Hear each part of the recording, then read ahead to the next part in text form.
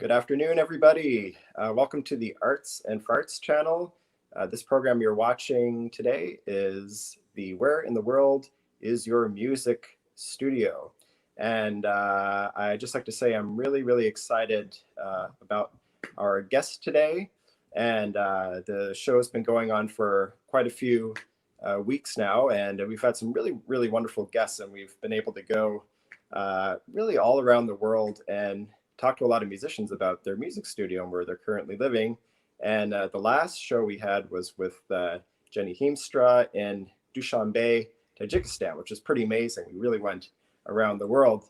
And for this show today, we're actually going to be going to my hometown, Halifax, Nova Scotia. Now, we've been to the Maritimes before on the show when we interviewed Jim Black with the Raccoon Whisperer in Pictou, Nova Scotia.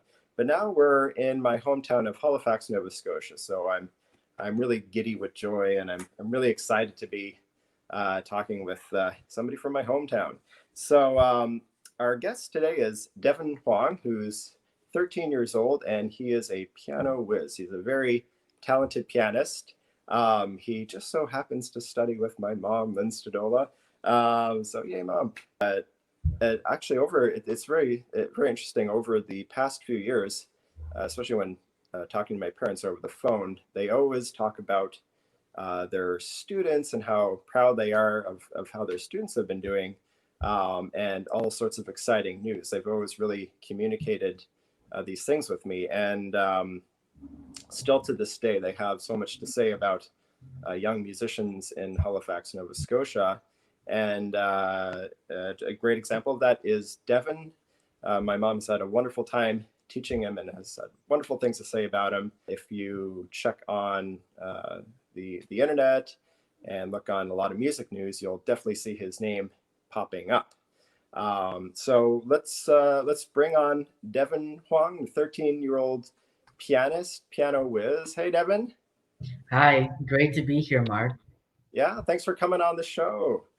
Thanks for having Yeah, and why don't you just give your just a little introduction about who you are? Where do you go to school? me. Okay.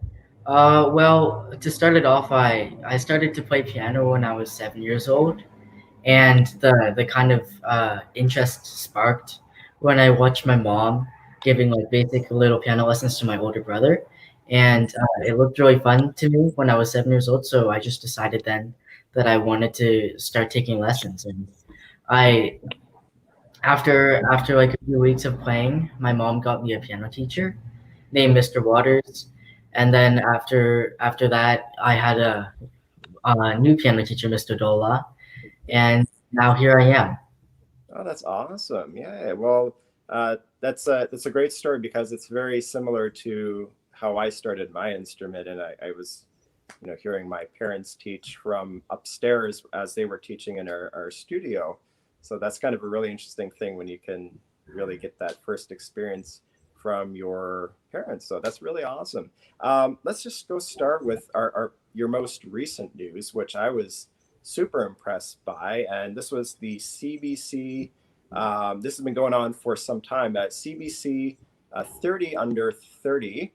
So this is 30 hot classical musicians under 30 years old who are really kind of burning up the music scene. And you are, I think, the youngest person who's been featured on this sort of top 30 list. Am I correct? Yeah. That's amazing. That is so cool. I always love these top 10 or top 30 lists. I think Forbes has one 30 under 30 of entrepreneurs. I think there's like 40 under 40 or for something. And, like top 20 under $20 of some product. I always love the top lists, things like that. And I always love following this top 30 under 30. And I think it's really great that, again, we have like some, I'm going to speak now as a Maritimer, we have some Nova Scotia representation, right? I'm super proud of you, as I'm sure your mom and my mom are. So let's talk about where you practice to prepare for lessons and concerts and recitals and all these sorts of things that you've been recognized for, and that is your at-home music studio? I'm sitting in my music studio right now. Maybe I can just give a little panoramic shot. This is Yeah, my let's music do that. studio. Yeah, I can see. Yeah, So we and got our piano there. yeah, this is where I spend most of my time practicing, Hmm. and this is where I just spend most of my time during the day, because I like to play piano, and this is where I have fun times. It looks like a nice spot. You get some daylight in there. You have a couch Yeah. for your breaks, and yeah, it seems like a really nice space to kind of work in and be comfortable. So that's really fantastic. Okay, well, let's. I have some interesting questions you might find fun.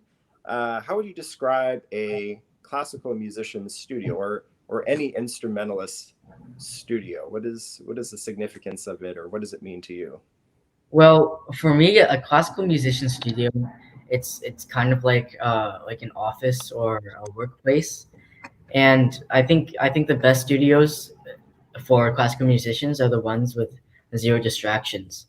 Hmm. And I think in order to have like a good practice session, you have to be super concentrated and only focus on one thing, which is kind of why I don't like to have like random things just hanging around in my music studio, so I can really focus on my piano and get a good result and Yeah. really improve. Yeah, that's coming from a 13-year-old in this day and age, I think that's a really significant statement because I mean, one thing I could be totally wrong because I'm not of your generation, but it seems like there's so many distractions, and when you're getting into something like music or sports, there's a million other things that are so easy to discover, like on YouTube or the internet. There's a lot of distractions. But coming from a 13-year-old in this day and age saying, like, I want no distractions, I want to concentrate on one thing, solidly on one thing, that's really profound, I think. I think that's really, really fantastic that, that you said this and you feel this way. It's really amazing. And I think, yeah, you're absolutely right. That is one of those amazing qualities of a classical musician. Is your home your favorite place to practice? I think you probably kind of answer that question, or do you find sometimes it's nice to change location, like go to a small practice cubicle or something like that? What is your preference there? Well, I think that if we're like trying to focus really hard, then um I think that like the practice room, like in a university or a school building, where it's just like a room with a piano in it and it's designated for like students to just practice in. I think that's the way to go, because they're designed for just practicing. So that means there are like no distractions. So it's really easy to get focused Yeah. in those kind of practice rooms. Hmm. No, it's a very good point because, yeah, usually in universities, it's, unless they expect another kind of ensemble to be there, there'll usually be a piano, a chair, a stand, and that's all you get. Reminds me of an interview I had when I was a student. Actually, somebody from my high school newspaper came and interviewed me, and I showed them the practice rooms at the Cleveland Institute of Music where I was a young artist, and they actually said in the article, these practice rooms are bare. There's no TVs, no microwaves, and I'm like, well, that's kind of the point. So, but that's, yeah, again, that's really interesting. You touched on that, and it is a very good quality of a music studio, more with less. So, what is one thing you would change or add to your practice studio? I'd be curious to see if there's anything you change or want to add to it or take away. Well, there is one thing that I think we've all classical musicians have fallen victim to it. It's just bringing your phone or like some sort of online device where you can go online next to your piano, and it's really easy to get distracted. Mm. And when I bring my phone to the piano, I just feel like I just want to sit down on that couch and just scroll through memes or my Instagram feed, Hmm. and it can really take away from my piano practice and that allotted time that I need, that I use to improve. And I think that one thing I would change about my studio is just I try not to bring distractions in, like Yeah. a phone or something that would distract me. Hmm. And one thing that I would maybe add to my music studio is A library of all the piano music in the world next to my piano. So if Right, right. possible, right? Because there are probably like millions of hours of music in the world, and I would have that so I could just explore any music whenever I want. And I really wish I had books of Tchaikovsky and Rachmaninoff and Prokofiev, Hmm. as I haven't really explored their music yet, and I'm really excited to try and take on that journey.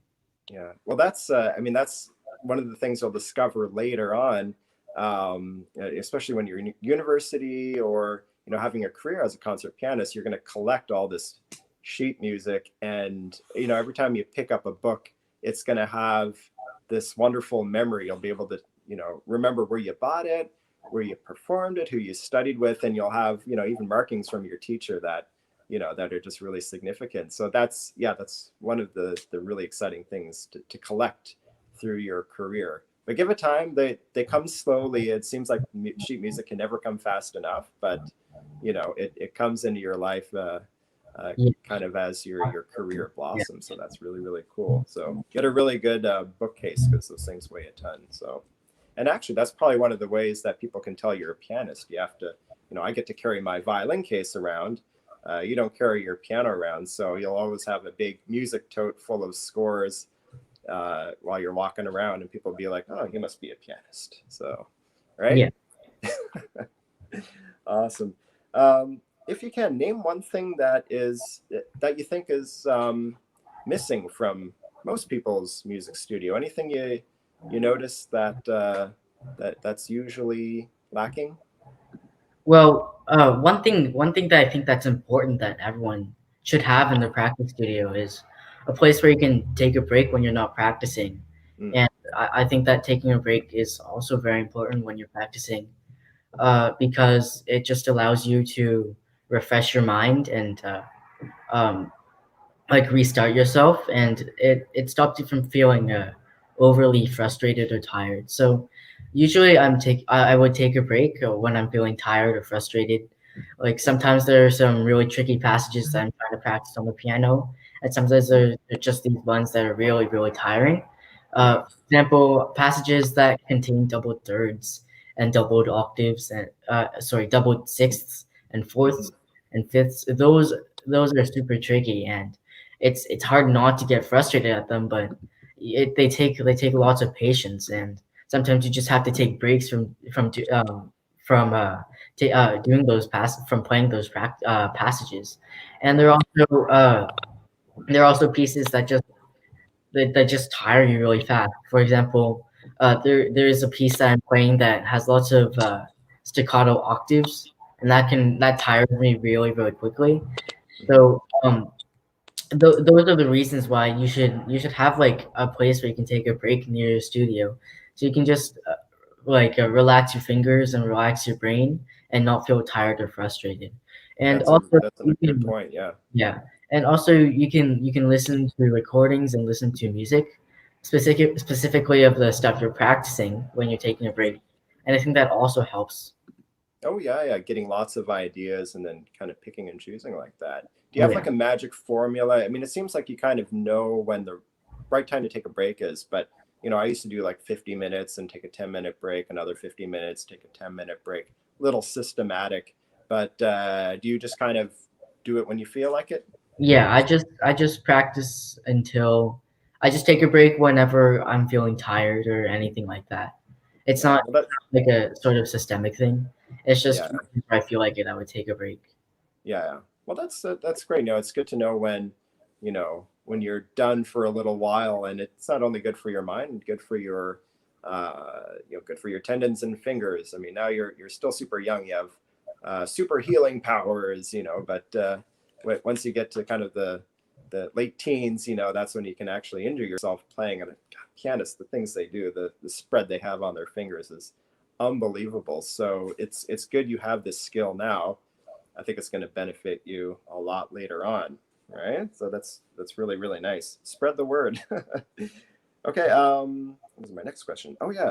I always love this one. This is one of my favorite questions. Any neat artifacts or collectibles that you keep in your studio? Anything like that? Trophies, autographed CDs, anything like that?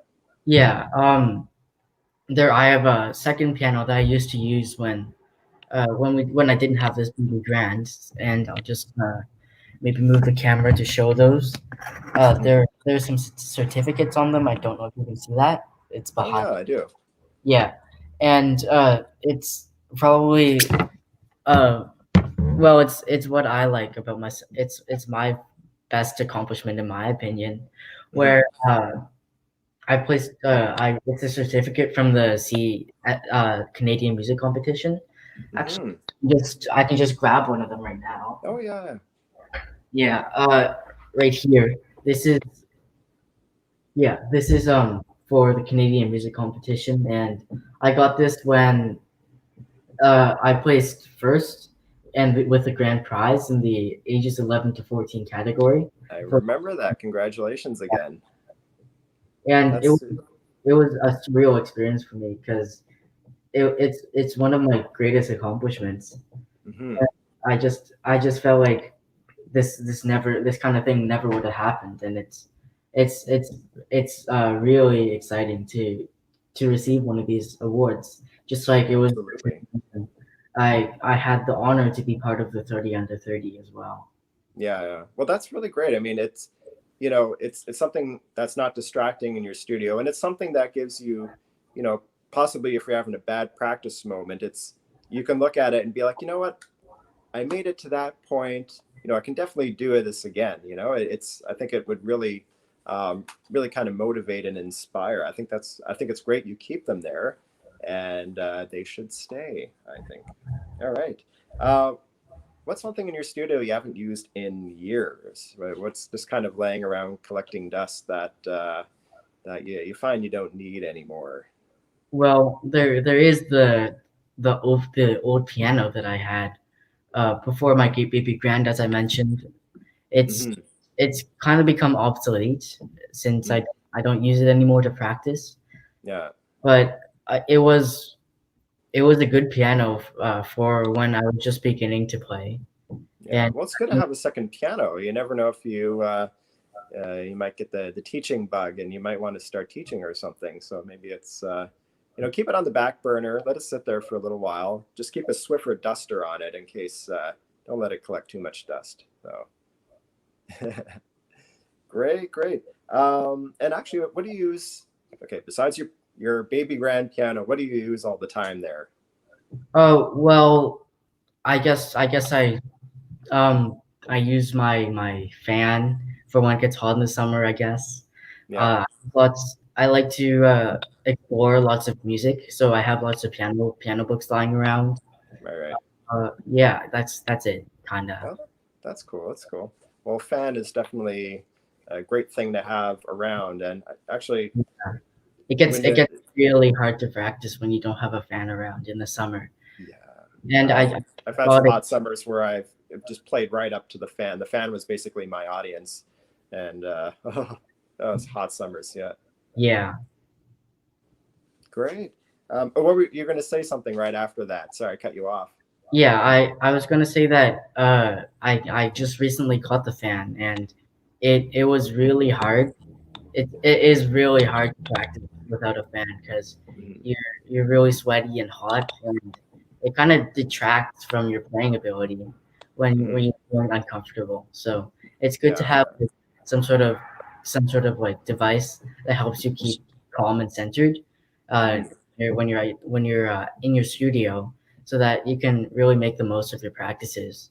Exactly, exactly. Well, it's good you have that. I remember the number one brand of fan when I was in the States was something called Vornado, and it was basically like having a tornado in your practice room. If your music got caught in it, it would just shoot across the room. That thing was great though. Yeah, so look out for if you need another fan, look out for a Vornado. I don't know if they even make them anymore. Here's a funny question. What is the strangest thing that has ever happened in your studio, or the strangest thing that you ever found in your studio? For me, it was a house centipede carrying a dead spider and running across my floor, and I've never been so scared in my life, and I probably never screamed so loud in my life. So that was mine. But see if you can top that. I don't think I can top. I don't think I can top something that gross, but Oh, I shouldn't have aimed so high. I'm sorry. But anything will do. yeah. But a few days ago, actually, I during a long practice session, I actually broke one of the strings on my You piano. broke a piano string? Yeah. Apparently it happens like all the time for pianists, but it was the first time it happened to me. It was one of the high G strings right here, and Okay. it only has two strings now. Whereas when I broke it, before I broke it, it had three strings. But now that I have the sound is a little bit different. Hmm. I don't think it hasn't really affected my practices at all. It's just Yeah. I'll have to get it fixed soon. Yeah. Yeah. So when you broke the string, what was your reaction? Was like, oh no, or was it like, yeah, broke a string? Probably the second one. The latter, yeah. Yeah, yeah, That's great. That's great. Unfortunately, pianists can't turn it into a cool trick on stage. When you break a string, you break a string. You got to get the technician. But for a fiddle player, sometimes our other talent comes out, which is how quickly can you uh, tune up a string on your fiddle or cello after it's broken. But you'll have to call Doctor Piano, get that thing fixed. yeah. So great. Actually, you should auction off the string too. Be like, this is Devin Huang, youngest ever 30 under 30 broken piano string up for sale, starting bid $100 on eBay. How about it? Yeah, that sounds fun. That sounds fun. Just hold on to the string. You'll probably be famous someday, so hold on to that string. That would be even a good fundraising prize there. So, okay. So do you? Oh yeah. So you have a baby grand there. I think it's pretty recent. You must have got acquired it not too long ago, right? Probably like maybe a few years ago. Okay, okay. Well, it's a good piano to have in a practice studio. Do you Yeah. have like an ultimate dream piano you hope to have in your studio someday? Well, one of the things that's good about this baby grand is it actually fits in my studio. And if I guess that if my studio was a lot larger, then I'd want a Steinway and Sons, like a nine Okay, Steinway and Sons in my studio, yeah. because I admire the sound, like it's really warm and it's really rich, Hmm. and if my studio was larger, then I'd really want a Steinway in it. Okay, so that is the ultimate dream piano, Yeah. the Ferrari of pianos, if you may. Um, oh yeah. One thing I found out not too long about you, you also like to compose. You like to write music, which I think is super cool. Yeah, When you I compose, I compose whenever there's something on my mind. I don't really do it like competitively. I just do it like as a hobby, or whenever I feel like there's something that I want to write down, then I write it down. that's awesome. So do you compose in your studio, or do you go like Beethoven style and put on your tailcoat and top hat, grab your cane, and do a rigorous walk outside and come up with ideas? Well, I think my ideas are kind of just spontaneous and they just happen. So I Hmm. compose whenever there's something on my mind. So Yeah, whether that be like at my piano when I'm thinking about something, or at my desk, or even on a walk. yeah. Okay. So a little bit of Beethoven style sometimes on your walks. That's cool. That's cool. Okay, so thank you so much for answering all these questions about your music studio. Uh, as you might have seen in some of the other shows, I always encourage the viewers, if they have an empty room in their house, even if they're not a musician, you can still turn it into a music studio or music listening space. I think it's a great thing. Or if you've always wanted to learn an instrument, it's a great way to make like a really meaningful room in your home. And I think a lot of kind of the things that Devin was saying about having it be a private place where you can concentrate and really listen to music, play music. I think that's great for everybody, and I think he made some really wonderful points why you should, or everyone should, have a music space in their house. Doesn't matter how big, how small. It's a great thing to have. So thank you for sharing that with our viewers. Okay, now some really fun questions here. Do your classmates at school, do they know that you're this gifted, skilled pianist?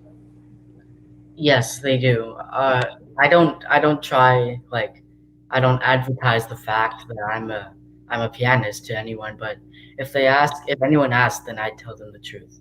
Yeah, that's pretty cool. Yeah, so the silent celebrity there. Yeah.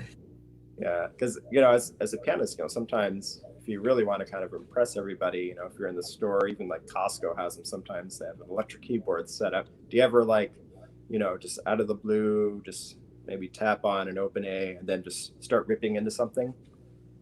Uh, yeah, sometimes I do that. That's pretty cool. See, they never have a violin set up at Costco, or Yeah. back in the old days, it was Radio Shack. They never had a violin set up. It was always a keyboard. So I was always very envious of pianists that they could, kind of prank the all the shoppers and just play something absolutely amazing. And especially as a 13-year-old kid, you'd really surprise everyone. I think that would be kind of a cool thing to do. That's what I would do. Have you ever performed at your school? And if so, what was it like? Yeah, I have performed on a few occasions. Once it was for and there was an arts and sports ceremony at my school, I and thought you were going to say an arts and farts ceremony. So an arts and sports ceremony, right? maybe, You should hopefully, tell them about a possible arts and farts ceremony. I think it would be great. But let's stick with the arts and sports. yeah. There's a ceremony, and I played there, and I surprisingly, it's not that different from like an actual performance at a concert or recital. Hmm. Um, I still put in the same amount of effort, and the outcome is like almost the same to me. Hmm. That's amazing. And you know what? I think that is, uh, I think probably one of the toughest things to do. I mean, I felt that the one time I ever played at my public school in Halifax, which was at the time at Cornwallis Junior High, I played at a talent show. And that's one of the hardest things to do is play for your peers and your classmates. Did you find that? Like it's an unusual, not an unusual audience, but it's a rare occasion, right? Yeah, I don't find it especially difficult to play for my friends. And well, the thing is, I'd only play for them if they asked or if it was like Mhm. part of something bigger. Yeah, But yeah, if they asked, then I wouldn't really have any problem playing for them that's because cool. I like it's fun to impress people. Yeah, well, that's very courageous of you. And actually, there's probably no reason to be nervous, really. It's probably when I did it, it was all in my head. But that's awesome. So let's talk about and congratulations again for being the youngest recipient or person chosen the CBC's 30 under 30 2020 edition. Um, and yeah, it's so cool that you are the youngest one to be chosen for this. How does this make you feel? I'm really honored and privileged to be part of something this big, like like the grand prize award. It's really exciting. And when I first started playing piano, I never thought I'd make it to this level. So Hmm. it's really surreal. It's a surreal Yeah, experience. yeah. I we'll get to that later, but I love your when you said surreal.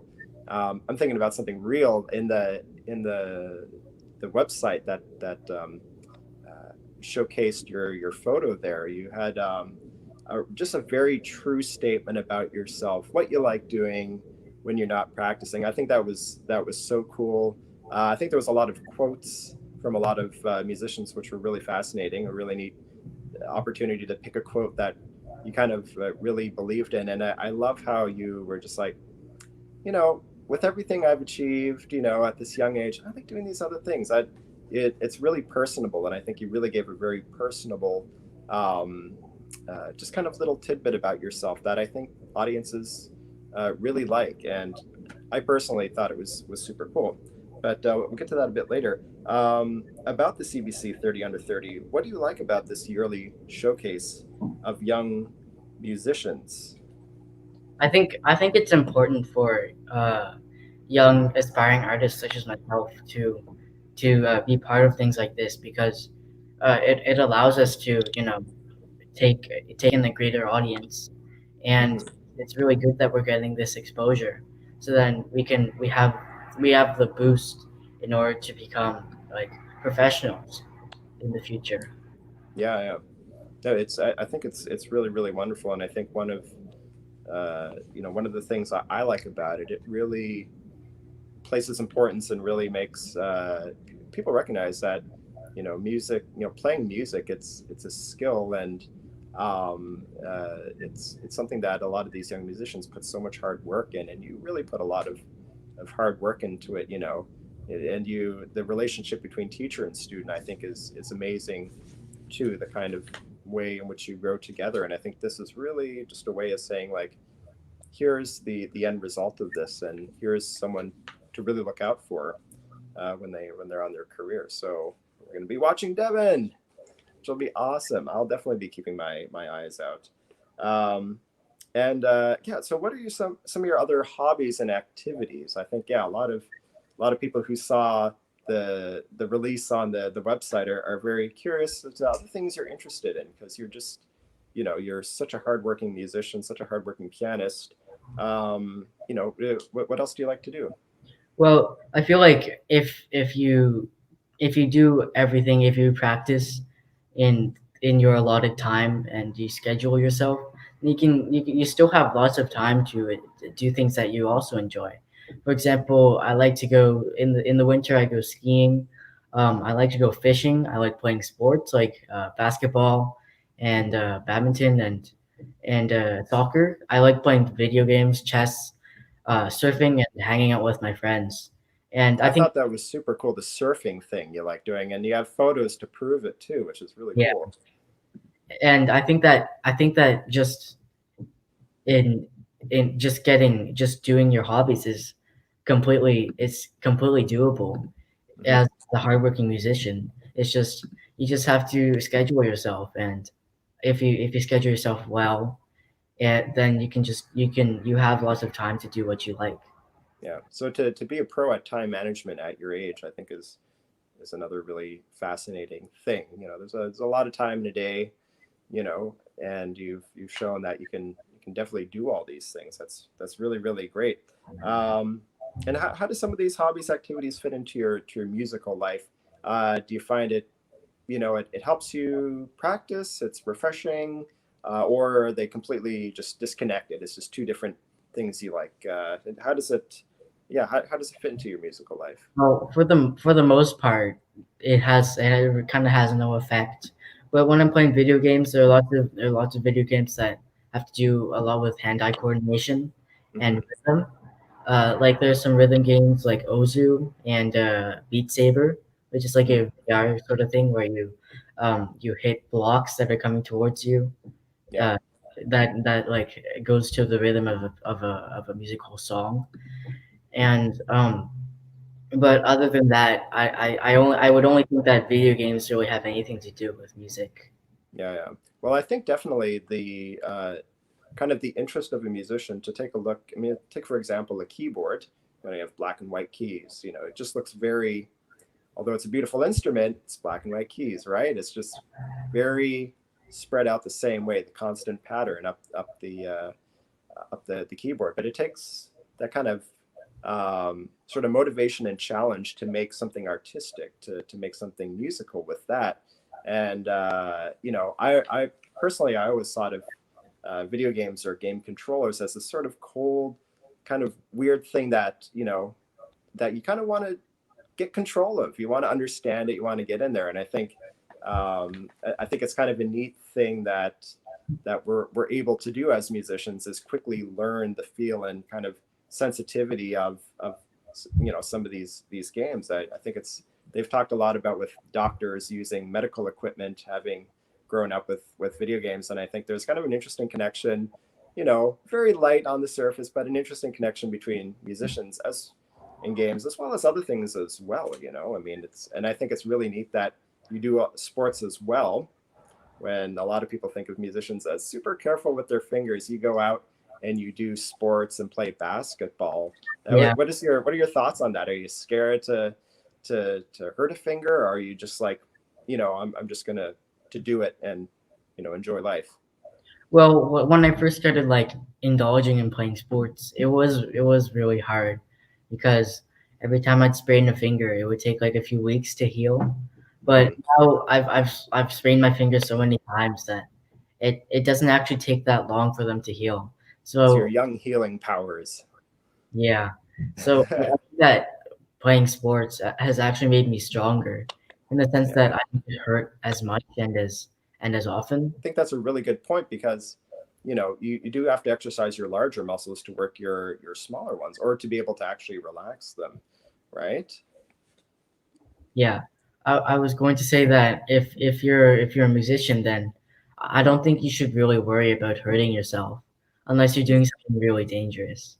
Yeah, yeah, yeah, yeah. Well, I think, yeah, it seems like you really do. Yeah, I think the other things you do in your life, I think they actually really impact you in a positive way, even if you're not, you don't have to make the connection. But I think it's really interesting that you're so active in those other things.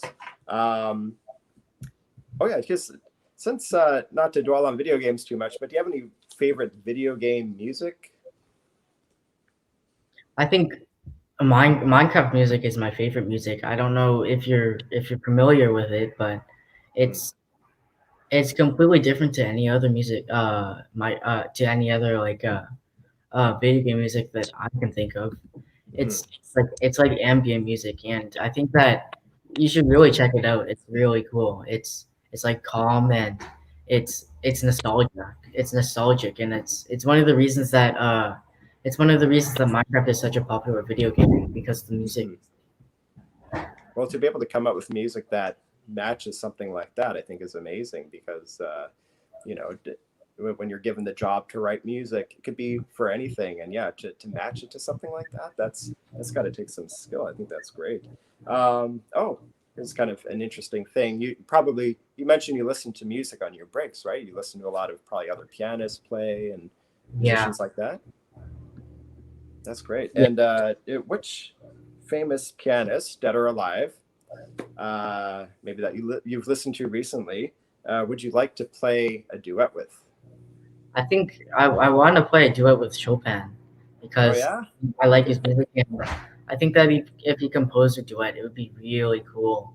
Just like playing his music, it has lots of artistic liberties, and I think that I really like to play Chopin, and I think that would make a pretty good team. Yeah, yeah, I think so too. Well, that's a great pick to play a duet with. So hopefully, if there's time travel someday, uh, we can make that happen. So we have to build the machine first, the time travel machine. Um, okay, back to another fun subject. Which famous pianist would you like to play against in an intense round of multiplayer? Multiplayer video game. I Yeah, think uh, probably anyone except for Beethoven. I feel like he would have like rage issues if he lost. it's So true. Yeah, yeah, yeah. We would take it maybe kind of personally. So, yeah, uh, but you'd get to meet he was a Beethoven. very angry man. Good answer. Okay, another fun, completely random, ridiculous question. This actually kind of in the arts and farts theme. This is more of the farts category. Which famous pianist or composer would you let place a cup on your baby grand piano without a coaster? Thinking about it, probably anyone who isn't Beethoven, because he would most likely have like some sort of beer in that, and he'd probably be drunk Oh, with yeah. So I would not let Beethoven go. yeah, yeah. You wouldn't But let him put his big beer mug on there. yeah, Yeah, yeah. Good answer. Good answer. Um, you have a older brother? yes. That's awesome. I have an older sister. uh, does your brother play an instrument by any chance? He used to play the piano, but Okay. he hasn't stopped. Yeah. And what kind of music does he like? Um, he likes rap music, modern music. I think. Okay. I don't really know what he listens to, but Hmm. uh, I heard him listening to rap music before. That's awesome. Yeah, everyone has their own personal tastes in music. Some people keep them private. Some people put up posters of their favorite musicians or groups. Does he have a favorite piano piece that you've played? Something that he's really taken to?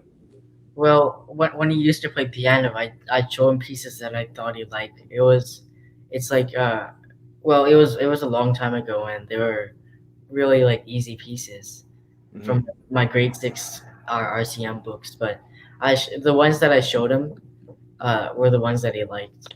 Yeah. Well, that's cool. Well, one thing that's awesome about having a sibling is that, as you get older, you can share all your awesome music discoveries with each other, and I can see you two kind of bonding and uh, growing up doing that as well as sharing your musical tastes, and that's where you really develop that kind of internal music catalog.